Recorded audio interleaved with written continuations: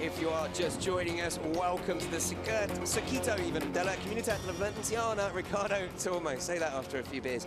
In Chest in Valencia on the East Coast of Spain for round one of the 2016 FIM CV Repsol Championship. We just had the first Moto2 European European race championship race of the year. We are now gearing up for the Moto3 Junior World Championship. It's in its second full year. We have 39 riders on the full-time entry list, 13 different nationalities. And Harry, this is the big one, isn't it? This is where all the future world champions seem to come from. I mean, reading a list of past world championships in this category is a who's who of MotoGP and world championship racing, isn't it? Yeah, exactly. Past champions in the Moto3 format, we've only had 4 past champions. It's Alex Marquez in 2012, then Fabio Quartararo in 2013 and 2014, and then obviously last year, Nicolo Bulega, the Italian, he played it nice and steady till the end, but, you know, alongside Bulega last year, we had the likes of Kyril Idampawi, now a world championship race winner. Yeah. We had Juan Mir, we had Aaron Canet, we had Bo Benschneider, we had Stefano Valtellini, Lorenzo Petrarca, and Adam Norridon, all making big impacts on the world stage already. And with those guys gone, there's a couple of favourites in there, but there's definitely a lot of young guys, and some teams have really stepped up their program this year to put in a concerted effort, and I think we could see quite a mixed up field. I think, as you say, there's a lot of riders very close within each other from qualifying yesterday. Same format as all the championships in the FIM CV Repsol. 2 qualifying sessions on the Saturday. We had 2 days of practice here, Thursday, Friday, and it's the best time from each of those sessions that dictates where they are on the grid. And as you mentioned there, actually, we're talking about Bulega. Everyone knows the rookie Bulega doing very well, showing consistency. Kyril Idampawi and Adam Norridon, 2 Malaysian riders that came over to the Moto3 CV Championship, Junior World Championship last year. Paui, I think, took a lot of people by surprise by taking that race victory by, what, 30 seconds? Unbelievably. The first ever Malaysian to win a World Championship Grand Prix race. Adam Norridon only just missed out on the podium by crashing at the last corner. Yeah, exactly. Absolutely incredible result from both of them. And, you know, as you say, they cut their teeth here. There in the background, we can see number 71, Dennis, who has replaced Nicolo Bulega in that Sky VR4016. Dennis Foggia, yep. We'll come to him a bit later on. We can also see Marcos Ramirez, their number 42, another one who has returned to this class. Now Ramirez is class, isn't he? Yeah, definitely. Ramirez is one of the 2 favourites based on past history. In 2012, Ramirez was 5th in the championship. In 2013, he was 2nd. In 2014, he was 5th again. Last year, he raced in stock 600. But was in the points pretty much every race against Moto2 challenging Moto2 guys. He did some rides in the stock 600 European Championship and did very well there, but now he's back here with one of the best teams on the grid to challenge. And, you know, as I say, based on stats, Albert Arenas, who last year took 3 victories, won 3 out of the last 4 races, did the double here. Yeah. Both of those guys are statistically the ones to watch for, but as we'll see when we come down the grid, there's definitely some guys who are surprising. Number 48 there, Lorenzo Della Porta, the pole man, is for sure one of them. He was meant to be in the World Championship this year. Yep. The team unfortunately encountered 1 or 2 financial problems, so he's come back here and he's now a force to be reckoned with. Now, just interesting there, it's looking a bit grey. Now, looking out our window, it looks lovely, but just some cloud covering the track, not sun beating down, which will affect track temperature. And you'll probably recognise a number of very similar looking bikes to the Moto3 World Championship here. And as Harry said, this because teams use this championship as a way to develop their riders and bikes. There's no development freeze in this championship. So these bikes are pretty much identical, if not better, than the ones being ridden in the actual World Championship. And as you said, Lorenzo Della Porta on pole, the 18-year-old Italian with the Eccles Academy, Husqvarna, 9th, as you said, last year. And I think this year really wants to make an impact, don't you? Yeah, certainly. This is his first ever pole position, and he's one to watch in this last corner at Valencia, as we'll get to in a bit. Yeah. But here's Kaito Toba, probably the standout performance. This is his best ever qualifying. He was in the championship last year. This is also the best ever result for that Asia talent team. They now have full factory Hondas this year, and Toba and a couple of the other guys in that team, I wouldn't bet against them. I tell you, they're looking very, very talented. Toba, as you say, 20th in the CV last year. Best place finish of 9th in Albacete. Brilliant result for him to get on the front row. Those guys, incredibly professional team, incredibly focused. Actually have 5 riders, although Nakamurato at Fuvapat and Andy Izdahar are running under slightly different team names. We'll come to that in a bit. Different sponsorship there. Not only are there 5 riders, all 5 of them also have some of the best helmets on the grid. Yeah, and they are incredibly professional and focused. As you come to number 42, completing the front row of the grid, Marcos Ramirez. Now, he's riding for the Leopard J Stratos team on a KTM. We talk about this guy. you can't underestimate the ability of the man to run on a standard Yamaha R6 against Moto2 GP bikes last year and not look out of place. This guy is quick, isn't he? Yep, certainly. Not only was he racing an R6 last year, he was also racing a Kawasaki 1000 in a different Spanish domestic championship, and he did very well there as well. It's clear he has a lot of talent. I think he's finally gotten a big break with a good team. He sort of struggled in years past, but with that Leopard team, obviously they have direct connections to the World Championship with Christian Lomberg there, so big year for him. Second Asia Talent Team rider, also from Japan, from Yokosuka. This is Ayumu Sasaki. Now, he wildcarded at Valencia last year in the CEV Moto3 and got a podium. In fact, Mr. Nakasuka-san from Honda himself came to watch it, sorry, Nakamoto-san, and unbelievable in as much as he impressed people. A lot of people earmarking this guy as a real talent for the future. Yeah, I've talked to several people, including the talent scout who helped discover riders like Danny Kent, and he said he already races like a European, which might seem a bit of an odd statement, but the style of racing in Japan, we'll get into it a bit more later, maybe in the second race. It's from the underbone race, isn't it? It's a little bit reckless. It's very different. Well, it's more just a calmer style of racing, waiting for your opponent to make a mistake, whereas in Europe, it's all about attacking, trying to get in there. Raul Fernandez, he's no stranger to trying to get in there. The Spaniard coming through the Red Bull rookies and now in his first full year in the World Championship with the Leglis in the Junior World Championship. Well, yeah, you'll see these guys, a lot of the guys out of the grid, 14, 15. I'm trying to think who the oldest person on the grid is. It Nakarata at Proof Pat? Yes, 20? and he's just 20 years old. The youngest rider is Alonso Lopez. We'll get to in a bit. He's 14. As you see, you know, these are the real future talent. Raul Fernandez riding for the Leglis Academy on a Husqvarna. Obviously, teammates of Lorenzo Dalla Porta. You know, that's a very strong-looking team this year, isn't it? Yep, certainly. And here's Jaume Masia leading probably one of the other strongest teams, the Australia Galicia junior team. Jaume Masia had a great year last year and was 5th, so he's the second highest placed rider still staying in this championship. He also had a bit of a growth spurt last year, so he's no longer quite as tiny as he was last year. His feet still didn't touch the ground when they put the starter motor under him, but he was the he's getting smallest bigger. man. I actually, in my notes here, have got, is the smallest man on the grid, possibly. Big fan club for him, though, obviously local rider, and here is a man who's impressed on his debut from Kazakhstan for the Alex Rins Run Pro Circular team.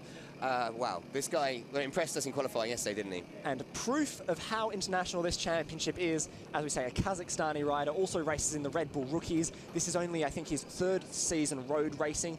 He won his first ever season road racing in the Stock 600 Cup in St. Petersburg. And an interesting fact for you, 2015 Russian Sportsman of the Year, which shows how in high regard he is in Russia. Obviously, Russian motorcycle racers, not that many that have made it to the big time, and obviously a lot of people getting behind him. And here is the man we talked about, Nicola Balega's replacement in that Sky VR Academy team, Donis Foggia, just 15 years old. The Rocket, his nickname is. I'm not quite sure where it comes from, but it's on the back of his leathers. He's looking very strong, as we say, in 8th place on his debut. We have 3 rookies inside the top 10, so they'll be ones to watch in those first corners because they have a lot to gain and not too much to lose. And he's no mug, 6th in the CIV, the Italian Moto3 Championship last year. So, yeah, as you say, seeing all of these bikes make it through turn 1 with some kamikaze moves going on could be rather interesting. Here's one man who'll be looking to stay safe in that first corner, Albert Arenas, as we say, 2nd in the championship last year, thanks to a great end to the season. We've seen that with him a couple of times, that he starts late in the season. Hopefully starting the season in Valencia, a track where he goes very well out, can give Arenas what he needs to be a title challenger throughout the year, but that Mahindra is not... Big change, yeah. Last year was on the Leglis Academy bike, now he's on the Mahindra, and he's in 9th. I mean, on the 3rd row, he would have expected to be front row material, I'm guessing. And he's by far the leading Mahindra. The rest of the Mahindras are in 21st, 22nd, and 23rd. So he's getting the most out of it, but will it be enough for him to be able to compete? I'm not sure. This is a young man. If you're British, if you're listening in the UK, you should keep an eye on him. 14 years of age, young Rory Skinner. Come through the Red Bull Rookies, did a few rounds last year once he turned 14. Brilliant lad, great talent, working for the KRP racing team run by Mark Team and the Racing Steps Foundation. They bring through the best British talent. This kid, he's raced all over the world already. He hasn't raced here. This is his first time at Valencia, he was telling me, properly to race. Oh, sorry, we raced in the last year. Sorry, last round last year was his first round. Apologies. Sorry, but I thought before that he hasn't raced in the other tournaments and the championship he raced in. But yeah, I think he's a real one for the future. He seems to be quicker than anything. Last year his bike wasn't as great as a lot of the other guys, but managed you know, some really good finishes. this year. It'll be interesting to see. And here is the third Asia Talent Team rider, Kazuki Masaki. And just look at that helmet. Look how cool that is. That's very 90s World Superbike, which is just an absolutely excellent design. Not only does he look cool, he's clearly very quick. As we say, the three main riders in the full Asia Talent Team, all inside the top 11. So a great result for them this year. Yeah, and as you say, Masaki, he was third in the SAATC last year, along with Sasaki, who was the champion. Now, these are the best and brightest young Asian talent that is coming through to race in the CEV. And now the second Pro Sakasa bike. This is Alex Ruiz. We are coming to see here now, the 14-year-old. Yep, he's another one who's come through the pre-Moto3 series here in Spain. You know, not only is the SEV breeding new champions, but lots of them start at, you know, 4 years old racing 50cc mini bikes. And all of these kids, especially the Spanish ones, grew up racing together. And we're seeing more and more kids now coming over younger and younger to race in Spain and to try and get involved in this championship because, you know, it's almost guaranteed that if you show well in this championship, there'll be someone knocking on your door for a world championship. I mean, look how many riders went up last year and, you know, into the world championship. But it's also that, isn't it? There's a great structure in place in Spain with the juniors, the 80s, the 50cc's, the junior bikes, getting them through the RFME championship into this. And he's made the step up this year. Racing the last 2 rounds last year, actually. I think he finished in 17th in race 1 in Valencia, which is his best result, coming from, as we say, the Spanish championship. And as we see, teams now clearing the grid to allow riders to head off on their warm-up lap. They've been given their 1-minute warning. I'm so excited about this. The Moto3 Junior World Championship, race 1. We know there are potential future world champions in this field. Not only potential, there will. I would place a bet right now to say one of these riders will go on to win a world championship race, if not an actual world championship title. But it's more that, you know, there are 17 riders separated by a second in qualifying. What is going to happen in turn 1? It's just a bit close, and the top 26 separated by 2 seconds. And, you know, all of that top 6 are incredibly close. Here we go through the first row. Lorenzo Della Porta, first pole ahead of Kaito Toba, Marcos Ramirez, Ayumi Sasaki looking for another repeat podium ahead of Raul Fernandez and Jaume Masia. Makar Ochenko, the Kazakhstani we were telling you about, ahead of Denis Foggia, the replacement for Nicolo Bilega. Some big shoes to fill there. And Albert Arenas, complete row 3. Just interesting enough as well, is a Husqvarna, Honda and KTM on the front row. So although the Husqvarna and KTM are almost identical, 3 different manufacturers, as well as 3 different nationalities, Italian, Japanese and Spain. Rory Skinner then heads up row 4, ahead of Kazuki Masaki and Alex Ruiz. Alonso Lopez is row 5 with Gerald Rieu and Davide Pizzoli. Then it's Naka and Ararat. Fuvapat in 16th, managed to get that name out. Tony Arbolino in 17th, and Jeremy Alcoba, another one who's come through that pre-Moto3 series. Andy Farid is also known as Andy Isdehart to a lot of people in row 7. You might know him again from the SAATC. Walid Sopo, the Dutch rider in 13th, sorry. Apologies, in row 7 in 20th. And Marco Basecchi there dropping down. As you can see, it is a huge grid. It's Florido, Napa and Kepler row 10, View, Sulis and Abrego row 11, and Garzo, Gomez and Rotvik row 12. Yep, and then we have Livan Lucel and Lucas Venderborn rounding out the rear. We actually have 2 classes in Moto3 this year. New one for this year, isn't it? Yes, It's changed. We have the production class, which is basically where you take a stock Honda NSR 250 and you race that. You're allowed to tweak a couple of things like the exhaust, but otherwise it's straight as it comes from the box.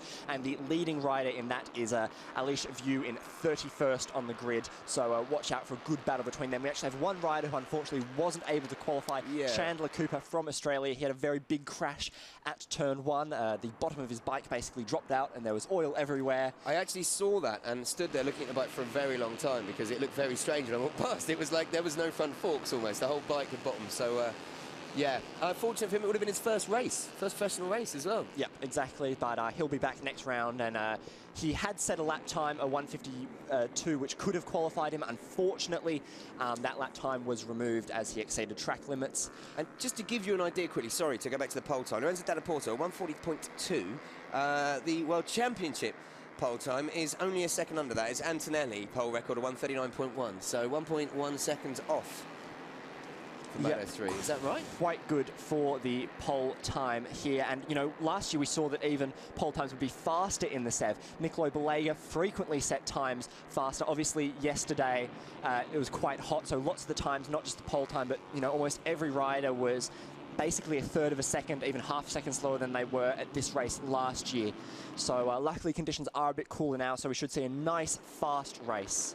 Yeah, I'm very much looking forward to it. The fastest lap around here, I believe that Jack Miller did that in practice, didn't he? Is a 1:39.068. So, you know, these guys, as you say, they're on bikes identical really to the World Championship bikes. A lot of them, though, having to learn them, learn the tracks and get used to it. People returning. So, you had 2 races in Valencia as the final round last year, so they're pretty much used to this track. I'm just excited because no one really knows what's going to happen when these lights go out. As you say, it could be a complete free-fall going into the first corner. And I think this could be some of the most exciting races. And we've got 2 Moto3 Junior World Championship races for you. Obviously this one, and then last race of the day at 4 o'clock.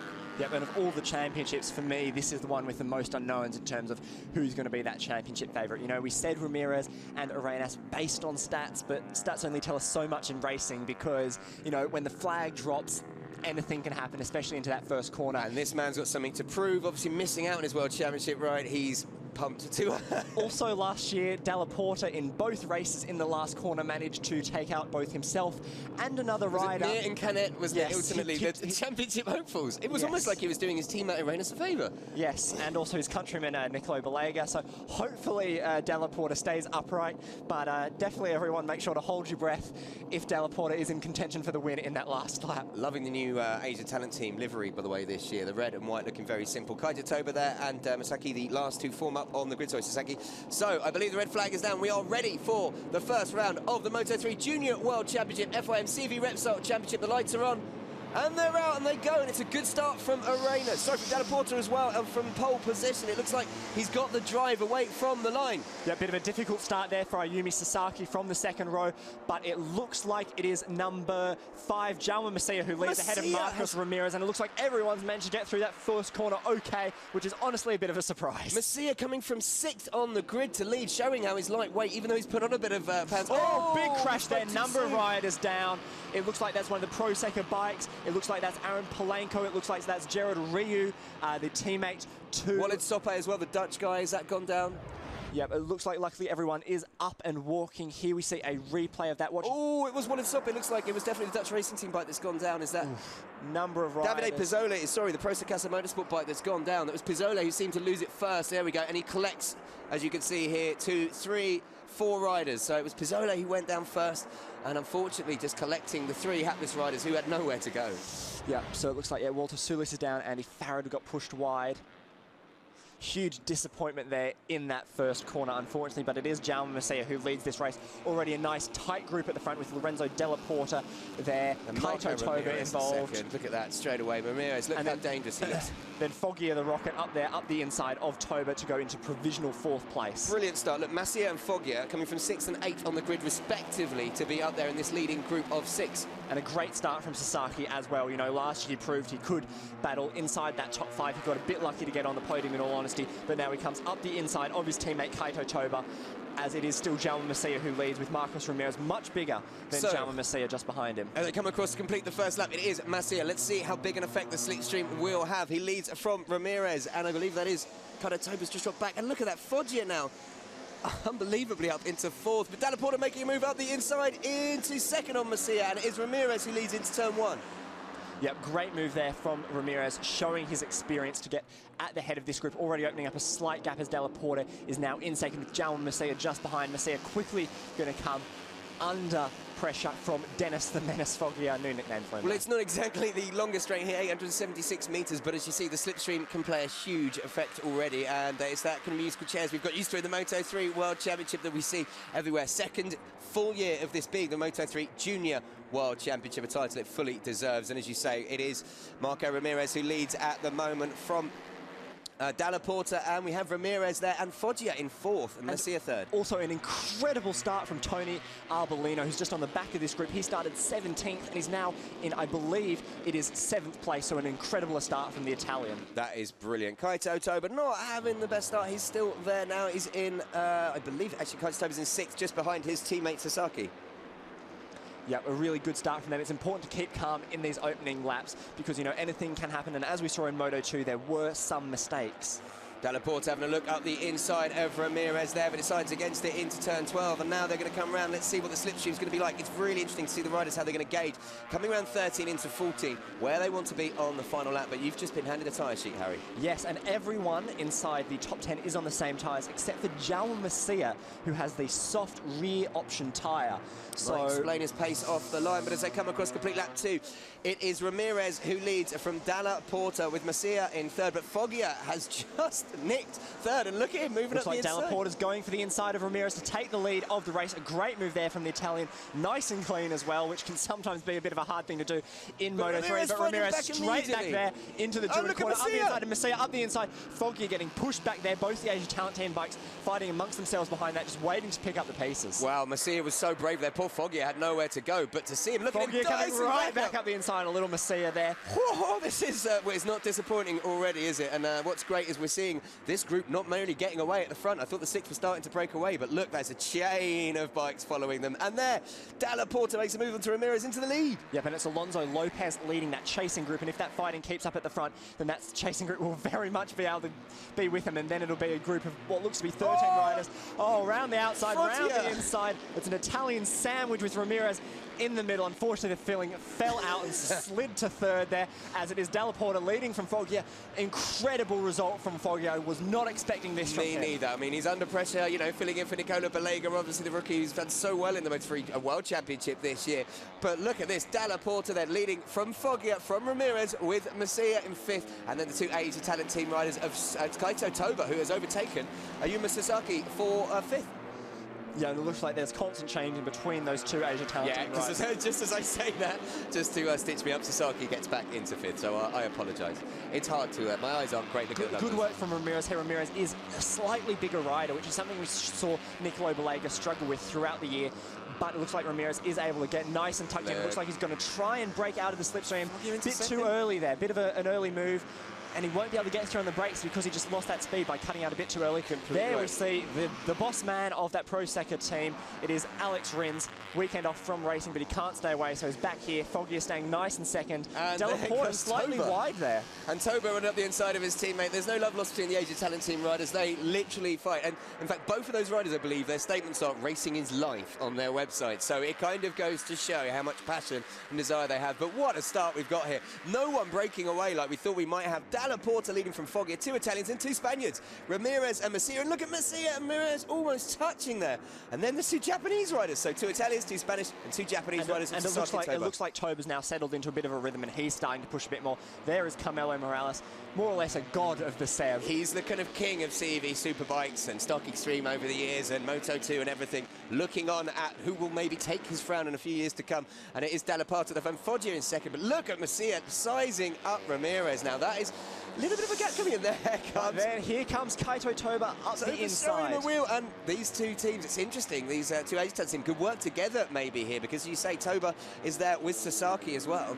But you can see how those guys maybe try and work together. But look how wide Della Porta ran there onto the off the track. Yeah, and this is easily one of the best rides that we've seen from Kaito Toba. By far his potential best finish. Kaito Toba currently up there fighting for the podium. Kaito Toba's best finish last year was a 9th.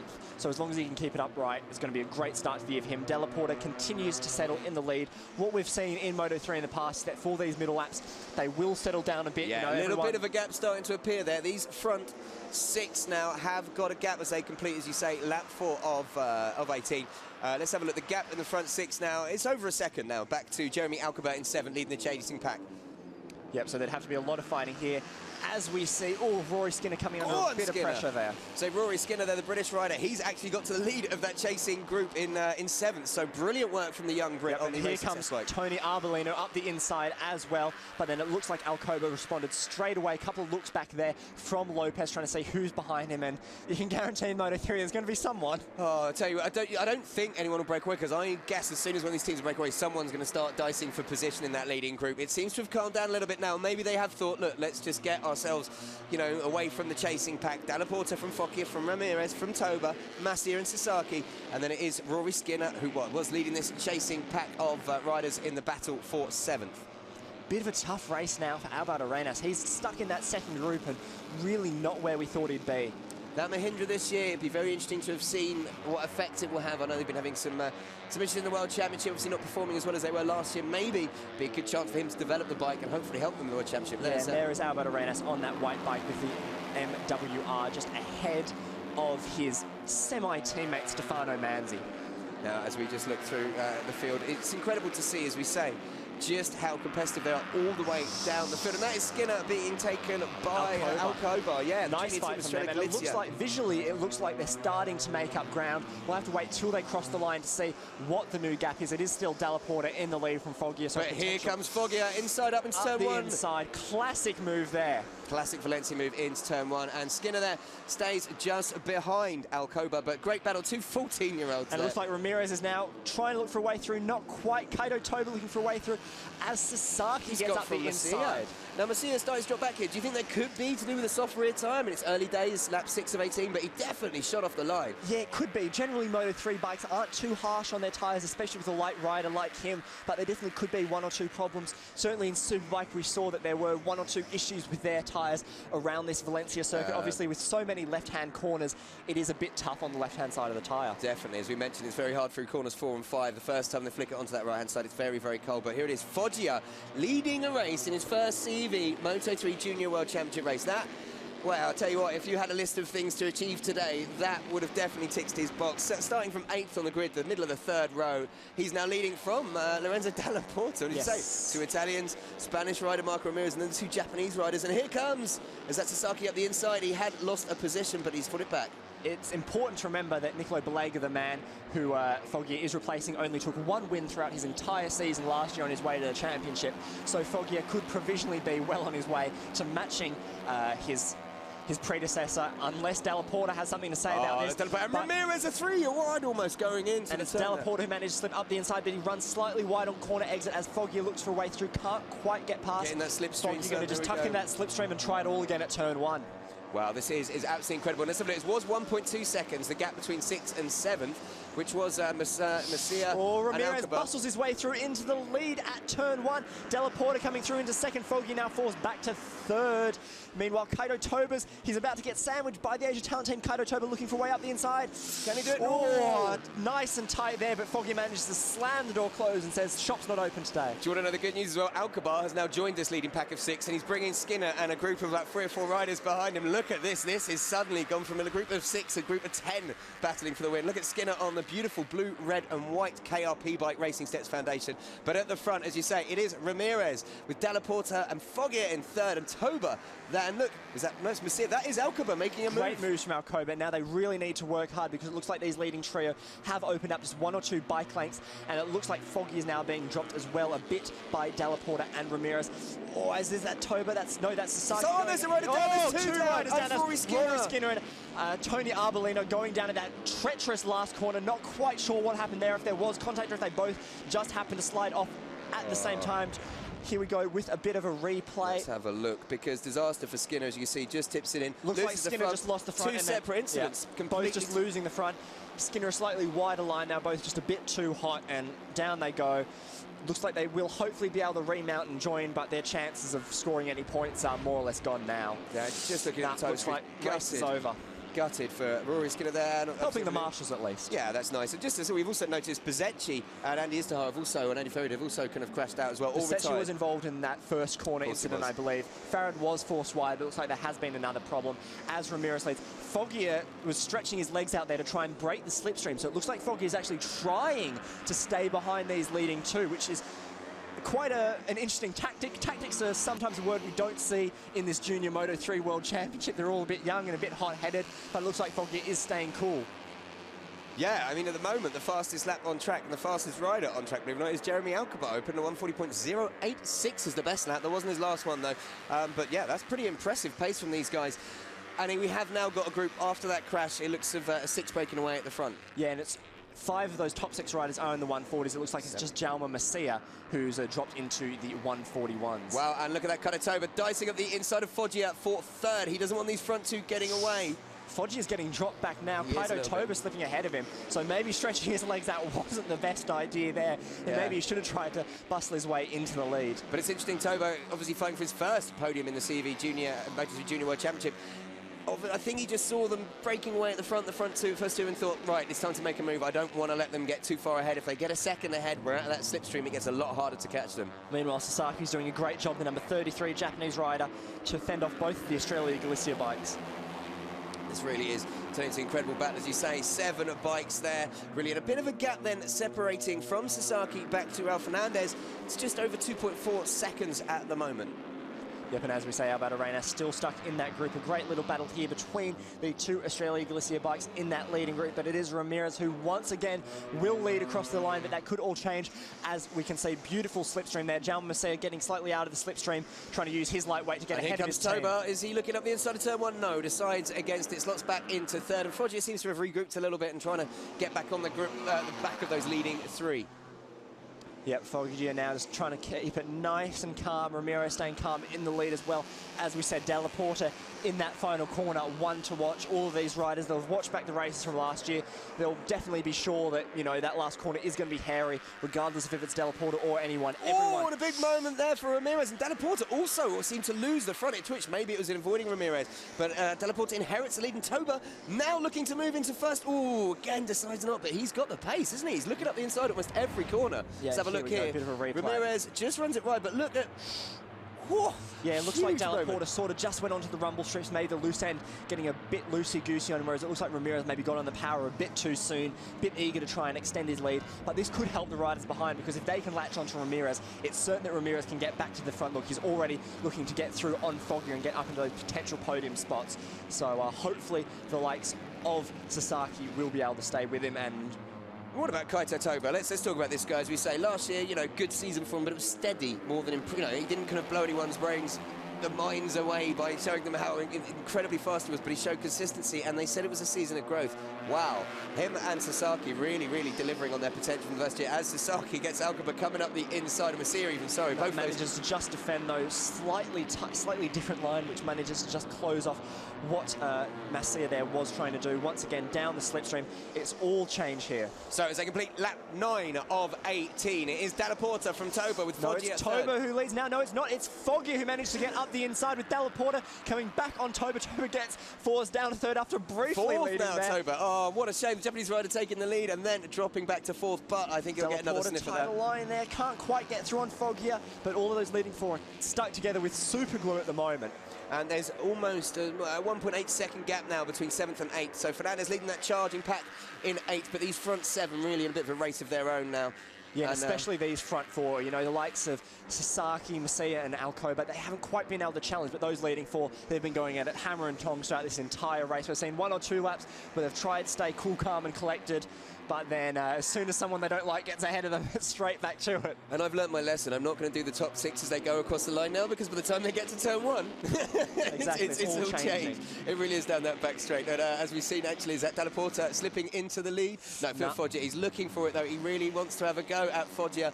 I think this group's starting to concertina back up again now. So yeah, Ramirez also sniffing for a way through, and Della Porta for second. Bit of a wheelie there from Alcoba. Quite difficult to wheelie a little Moto3. Thought he was going to make a move out the inside. This is brilliant racing, and it's what it's all about. And I cannot get over how young these guys are to be racing at this level, at this standard. So cleanly and professionally as well. The Moto3 Junior World Championship, some of the best racing you will see in 2016. There goes Lorenzo Della Porta into the final corner as they build up onto the straight. Foggia now behind. Be interesting to see if Foggia does try and make himself a bit bigger to sit behind. We've seen him do that before. Now, was that rehearsal, though, for the last corner? Della Porta knows if he comes out that corner in front, he can hold it to the line in front, as you can see there. He can't go into that first corner in front as it's Ramirez, all the way Toba and Foggia who get ahead of him. Toba all the way from 4th to 2nd. Goes to show that if you mess up on one lap, you can use a slipstream to recover the lap later. And Toba, he's looking up the inside again. Foggia, this is incredible racing from these 4, but they've got to be careful they don't let, as you say, Alcoba, Masia and Sasaki suddenly really get in the mix for this, because these 4 look like they've got the pace to break away, but they are fighting so hard, neither rider can. Yeah, we've definitely seen that Marcos Ramirez, you know, he's showing his experience. He's kept cool when he dropped back after that little mistake, and now he's back at the lead of the race, and potentially the championship lead as well. Obviously, only one race into the season. This is just brilliant racing. It's what we were hoping for, and it's what we've come to expect. If you are just tuning in the UK as well, especially Rory Skinner, unfortunately crashed out. We've also lost Tony Arbolini, Marco Basecchi, and Andy Farrid. Only 4 down though, which is not bad with a field of 35 in such a tight and twisty circuit. We've got a 5-second time penalty being added to number 16 for exceeding the race limits, and that is Alex Ruiz. Alex Ruiz, who has exceeded track limits. We were talking about it earlier, weren't we? And maybe at turn 12, don't know which turn it is, but a 5-second time penalty. That'll be added after the race, so not a drive-through. So back to the front then. Ramirez leads from Toba, and then it's Foggia and Dalla Porta. It's, wow, incredible stuff. Yep, it's all tight, and that'll be a huge disappointment for Alex Ruiz, actually, who's currently 13th, so he'll be dropped outside of the points. Dalla Porta having a look up the inside of Foggia there, but decides against it. And Sasaki really is onto the back of these leading 4 now, who have broken away from the rest of the field. The leading 7, in fact, now, as I say, will probably, as they come across the line now to complete lap 11, I'm guessing that gap will be up over 2 seconds. Have a look. Looks like Toba's going to try and take a move for the lead. He gets up the inside. Beautiful move from the Japanese rider. Dalla Porta has looked in 3rd, Foggia 4th. Yeah, these leading 7 now over 2.5 seconds ahead of the group chasing in it for the battle for 8. Oh, and a moment there for Foggia, almost taking out Dalla Porta. That was a little bit of squeaky bottom time for Dalla Porta, I think. Almost got taken out by his teammate, and then there's his nose cut off in the next corner. Yeah, no love lost there between the 2 Italians. You know, they might be friends off track, sort of having a bit of a chat before the racing got started. But when the visor shuts, you know, it's all about racing. Same for the Asia Talent team. You know, they're best friends off track, all having a bit of a giggle. But, you know, they're not afraid to chuck an elbow out there. I've never seen one of them laugh yet. They're very serious. I'll give it that for 14-year-olds. But that's brilliant stuff. Toba leading the race. He's doing superbly for the Asia Talent team. And as you can see, his teammate Sasaki back there. We have also got the 2 junior Estrella Galizia 00 bikes. Having a teammate in this situation is very, very handy. You can either use him as a bit of a blocker or as a battering ram to maybe make a few moves and use riders, other riders to run wide. But these 3 at the moment... Bit of a gap. Yeah. Toba, Ramirez and Foggia. Every time Foggia seems to drop back, he makes it up in the next corner. Very impressive ride from the young Italian. Looks like a bit of a problem there for Dalla Porta. Not sure if he had just a moment or if he has a problem with his bike. Actually, looks like he had ran very wide there, and he's now dropped off this, not only this leading trio, but this leading 6. All of them running very wide through turns 12 and the flick into 13 there. Needs to be careful. Ramirez up the inside of Toba there. Both get pushed wide. Foggia, looks like Foggia has now moved up into 2nd. And we've just had a notification come through. Unfortunately, Walid Soap, the Dutch rider, 16-year-old from Assen, has crashed out at turn 8, but he's fine. So Ramirez then leads across the line as they complete lap 12 of 18. But for how long? Because Foggia is having a look up the inside. Toba's pulled out of the slipstream. And yeah, Foggia goes back into the lead. Toba settles for 3rd. Ramirez drops down to 2nd. Meanwhile, Alcoba, for the first time this race, is starting to make some impressions on this leading trio. So we haven't quite seen how he's racing yet. Here we see number 16, Alex Ruiz, who will get a 5-second penalty, as we said, added to his time at the end of the race. As we say, he's currently 13th, and he's 4.9 seconds ahead. And Masia with a very, very aggressive move there on Kaito Toba, who's dropped all the way back by the looks of it, number 32. What's happened to him there? Some big mistakes happening now in this leading group. Maybe tyres are starting to drop off a bit, or riders just getting a bit antsy, getting a bit aggressive. Last lap, Toba was leading. He's now back down to 6th. That is the Moto3 Junior World Championship. It's how quickly and all of those leading 6 have now closed back up after we saw those leading 3 open up a couple of bike lanes. Yeah, and as you mentioned, the 2 Legalese bikes of Dalla Porta and Fernandez there in 7th and 8th just seem to drop back. Dalla Porta having some issues by the looks of it. Yep, Foggia in control of this race with Ramirez behind him. That's a KTM 1-2 provisionally, with then 2 Hondas behind him in that top 4. Everyone watching on rather anxiously there. Dennis Foggia's crew, they're quite excited because to see him leading like this. Well, we thought Balego was a standout really, you know, last year. This young kid, he's come through and he's, well, he's impressing, let's put it that way. There's only 6 more laps, or 5.5 laps to go now, and he's in the lead. And Ramirez, they're coming under huge amounts of pressure. Is that Alcabar? Yes, Alcabar up into the lead. Huge move there. Double overtake. And manages to just hold it off. I thought that Foggia would get back up the inside, but absolutely stunning from Alcabar. Oh, now that's what we talk about, the drama on the last corner, and he holds it across the line, which is interesting. So yeah, now what's going to happen down in turn 1? Well, here comes Sasaki. Oh, but it's Ramirez who leads. Sasaki, great move there to get up the inside into second with Foggia in third. But, you know, as we've seen, anything can still happen in these final 5 laps. Sasaki came from nowhere. Look at Masia on his teammate. Careful there. No one told Masia about, oh, look at that, beating your teammate. That's unbelievable. From 6th to 3rd, instantly Masia there in one corner. Ramirez at the front, probably quite happy to be at the front right now. Yeah, and once again, we see Ramirez open up a couple of bike lengths there. That's about to be 2 or 3 bike lengths. So some breathing room, but you know, it can close up very, very quickly. Riders can make up a huge amount of time in just one corner as Foggia slams the door through on Masia. I've worked out the Moto3 Junior World Championship just makes me make noises like, oh, a lot, because this is incredible stuff. We've got the 2 Asian talent team bikes now together. Toba trying to recover after that earlier mistake. We didn't see what it was, but went from, what, 1st to 6th, as we say, in this course of a lap. So it might just be in the slipstream, though, knowing these guys. But it does look like Ramirez is trying to break away at the front now. Do you think he's got the pace to do that? No, it's hard to say. You know, obviously on that last lap, riders save a bit of something special. Just quickly on Della Porta in 7th. His teammate Fernandez is now right with him, and it looks like they're both closing in on this leading group. So it looks like maybe it was just a bit of a moment for Della Porta. But fortunately, his dropping back has allowed Fernandez to latch onto the back of him, and they're now both trying to close in as we have just 5 laps to go, almost less as we're about to start, with just 4 laps to go as they build up to cross the line. Okay, Jeremy Alcabar there. Looks like he has made a move on Foggia. It's that's Masia, isn't it, in 2nd? I'm sorry, it's changing so quickly, this lineup. It's unbelievable. So, it's Ramirez from Masia, with Foggia, who was in 3rd, making a move up the inside in 2nd. That's a back marker, number 17. Marker, that's Lucas Venderborn, a Swedish rider on one of those production bikes. Great work by him to just get out of the way. Best thing to do when you've got 6 riders coming at you like this. But yeah, Ramirez definitely breaking away at the front. That gap almost half a second. What can Foggia do? Well, Foggia and Masia seem to be leaving each other alone for a moment to try and close that gap. No one wants to see him break away at the front. All these guys hungry for that win. But look, there we go, Masia up the inside of Foggia. What was I saying about staying calm for a moment? Hard little move there from the... Big twitch there from Masia, which allows Foggia, and that looks like Toba coming back up the inside. Toba on 32 up the inside, and Sasaki. They're all the Asian talent team riders trying to get through that. Unbelievable stuff.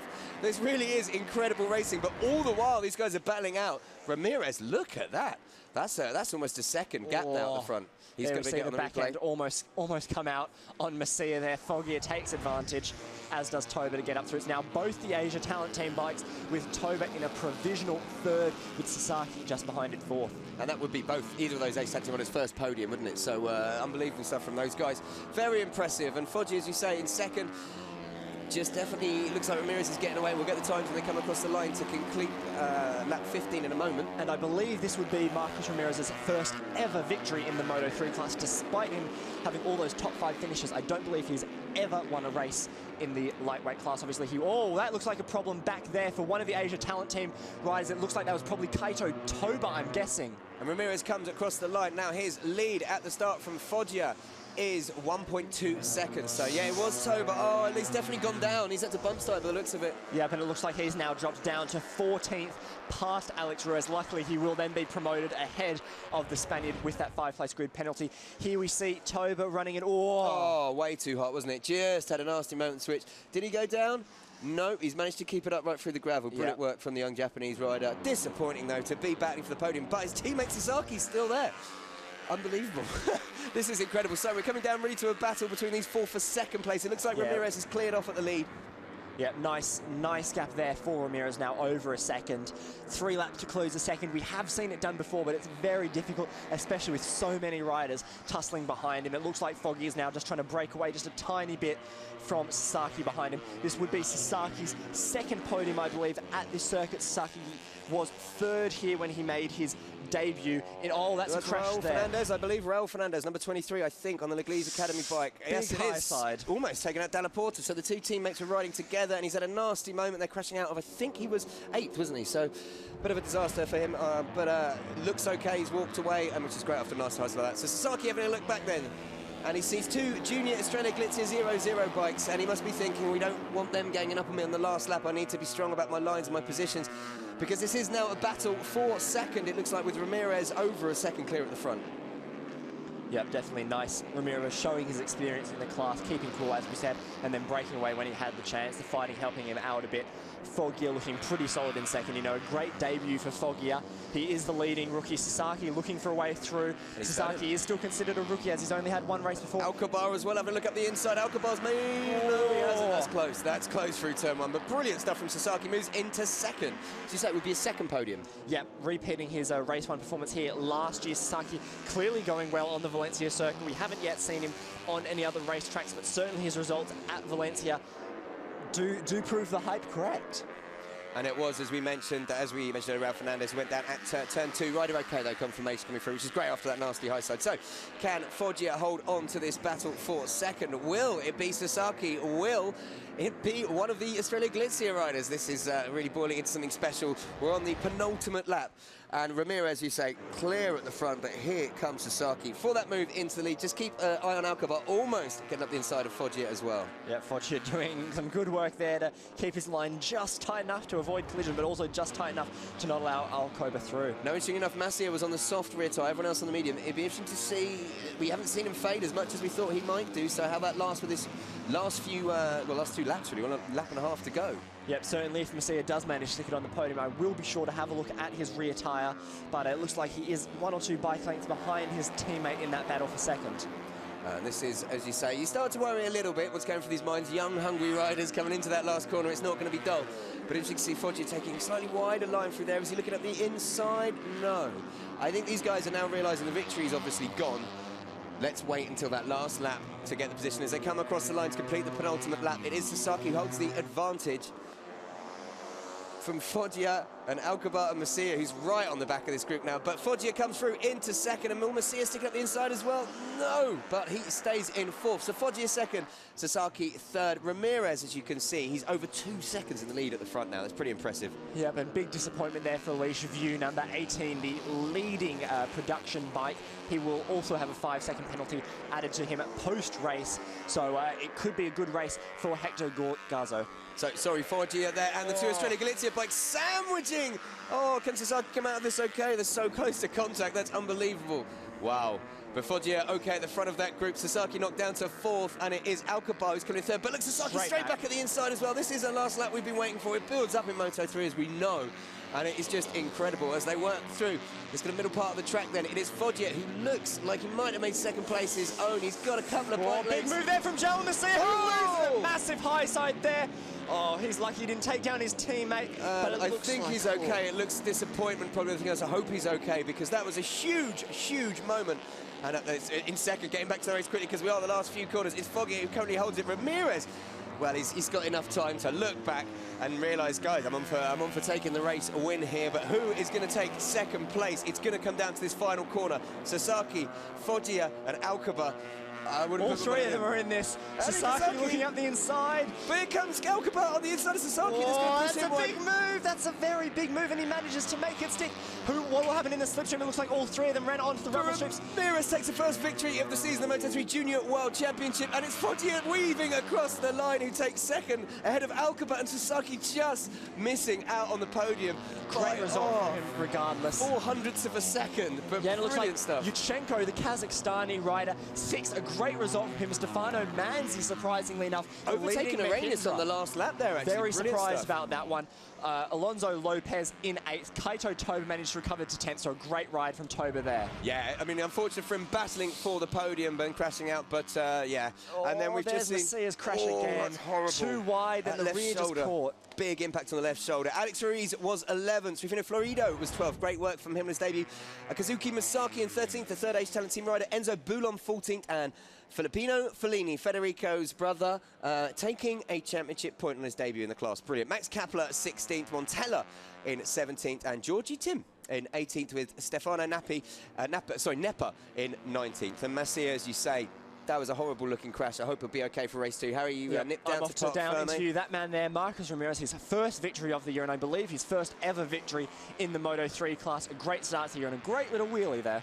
Yeah, brilliant stuff from Ramirez. And what a race. It's time to catch my breath. Apologies if we talk over each other a lot. It's just there's so much exciting stuff going on, as you can see. And we're doing it all again. Don't forget, we have another Moto3 Junior World Championship race at 4 o'clock. But there is your winner, Marco Ramirez, winning by 1.9 seconds. He was a little bit further ahead than that. He relaxed coming around the last few corners just to bring it home. And he'll be delighted, as will his Leopard Junior Stratos team. The 2013 Moto3 CV runner-up. And obviously last year he was the Stock 600 champion in Moto2, 15th overall, which isn't bad, as you say, when you see him, he was on a stock bike. Brilliant stuff from him.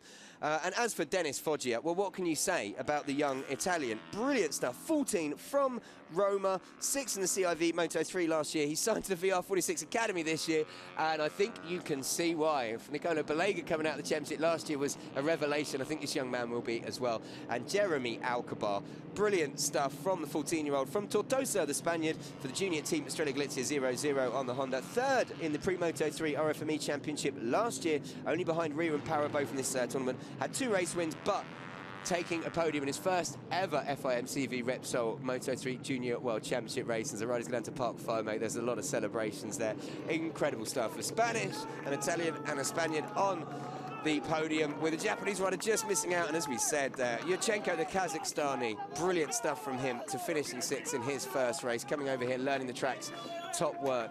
You can see how much it means to these teams. It is a very professional setup, these guys.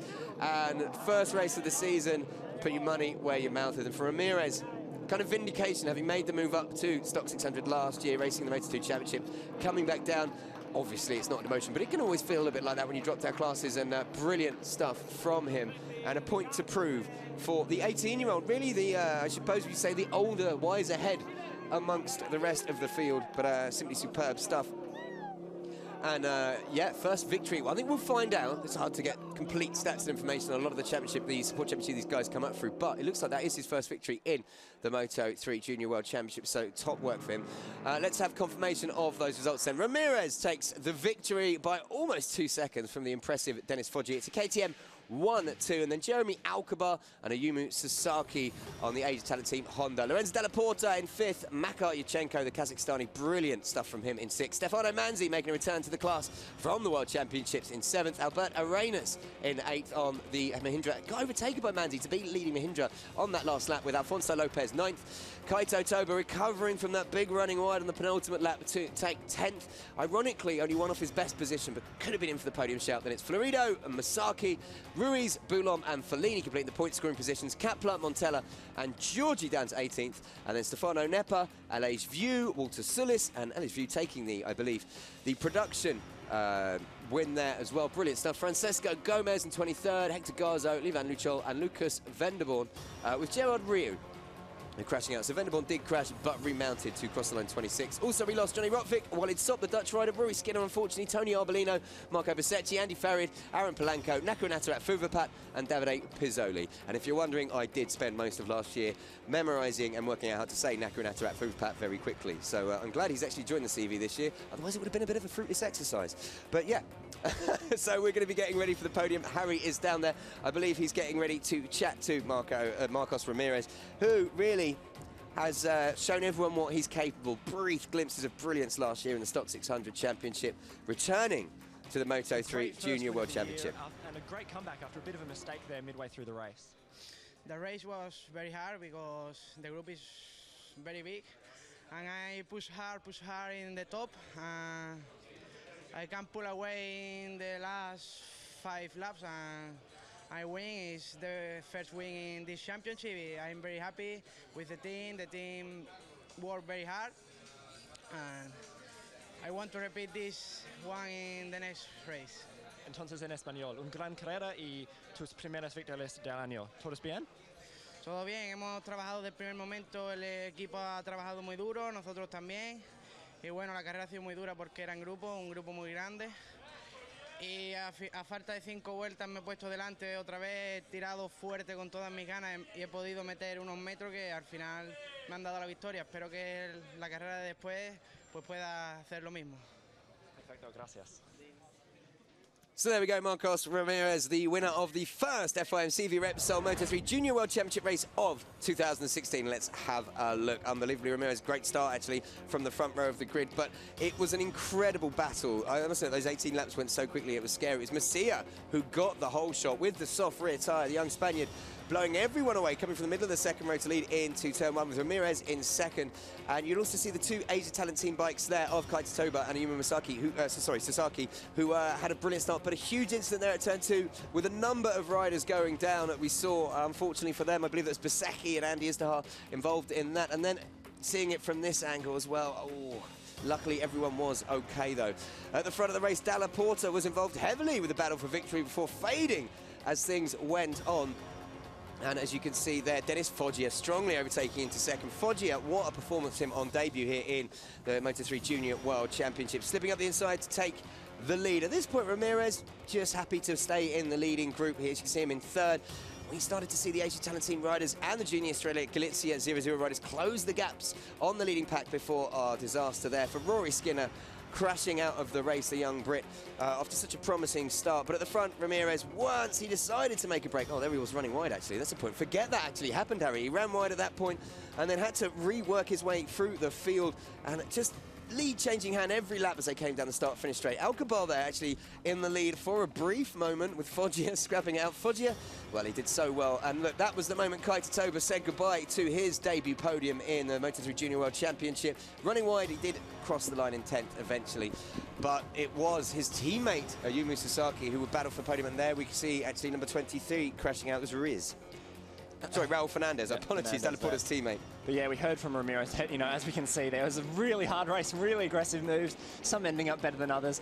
Unfortunately for Jaume Macedo, he did crash out, but it is Ramirez, as he said, his first victory in this championship. Look at Foggia weaving there to avoid them getting in the slipstream as well. And great stuff from Alcabar to come over and take that final podium stop. Sasaki will be gutted to miss out by just 400ths of a second, but for that man there, Marco Ramirez at 18, having come back to the CEV Moto3 Junior World Championship class. A brilliant, brilliant victory, and they make their way to the podium. Listen to the fans here. It's completely free to come and watch any of the days of the CEV Championship.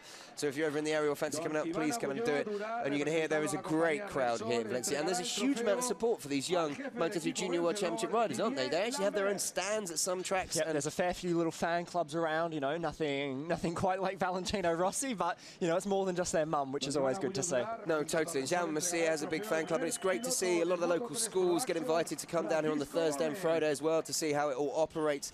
Real community feeling here at the Comunitat Valenciana circuit. And as you can see there, the guys, they look so young and forward to keeping their gloves on. It is a new tradition. A second place, what a result for Dennis Foggia on his debut race. Yeah, really great. Everyone in Parc Ferme was absolutely ecstatic. There was no disappointment about third, no disappointment about missing out on that win.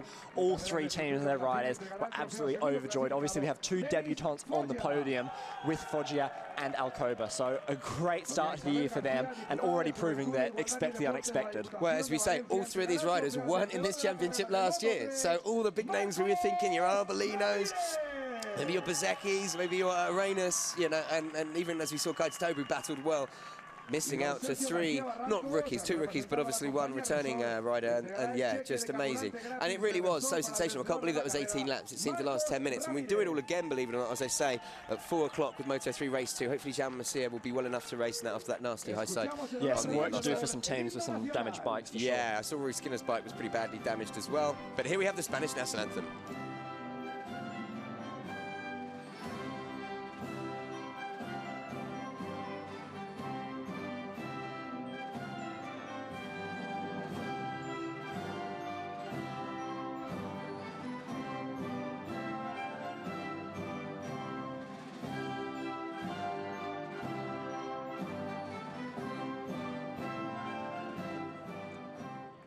Ese aplauso para el podio.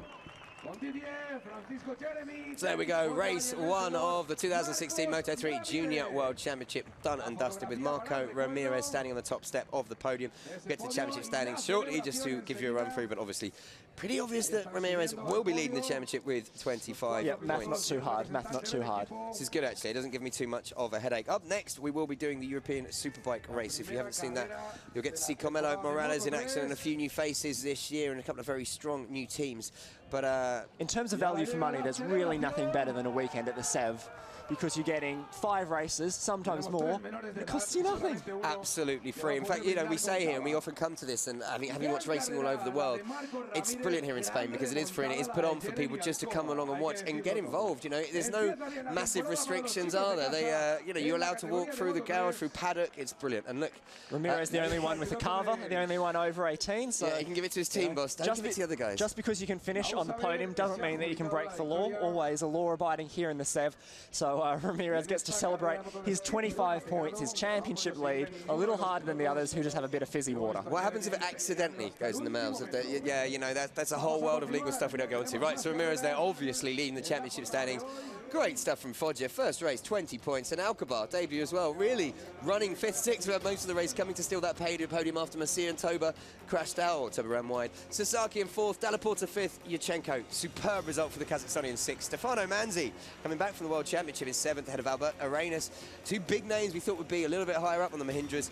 And Alonso Lopez in 9th, Kaito Toba in 10th, Rufino Florido 11th, Kazuki Mizaki. So all the Asian talent team riders scoring points. Alex Ruiz in 13th, Enzo Bullon 14th, and Filippo Fellini, the final championship winning point on his debut. So brilliant stuff from a lot of young riders making their debuts. Yep, huge work. And obviously, you know, it's not only the bikes that are the same, it's also the World Championship points that are the same. So it's not like anyone has to relearn any math when they move up. No, totally. So what we're going to be doing now is gearing up for the European Superbike Championship, which is next here in Valencia.